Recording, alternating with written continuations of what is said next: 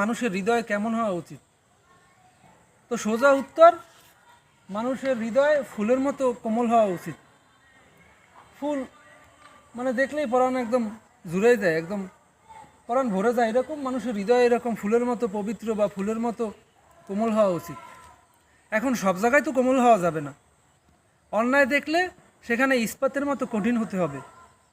সেখানে ফুলের মতো কোমল হইলে তো মানুষ মাথায় উঠতে নাচবে এবং সমাজ দেশ ধ্বংস হয়ে যাবে। আর যদি কেউ প্রশ্ন করে যে মানুষকে কীভাবে ভালোবাসবা, মানে আমাদের চারপাশে তো হিন্দু, মুসলমান, বৌদ্ধ, খ্রিস্টান, ধনী গরিব মানুষ থাকে, তাদেরকে কিভাবে ভালোবাসতে হবে? তাদেরকে ভালোবাসতে হবে আকাশের মতো। ক্যামেরাটা একটু উপরে দাও, আকাশের দিকে।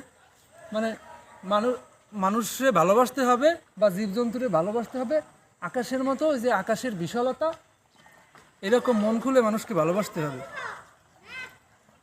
মানুষকে মানে উপর দিয়ে ভালোবাসলে তো হবে না, মন দিয়ে ভালোবাসতে হবে। সেটা হলো প্রকৃত ভালোবাসা।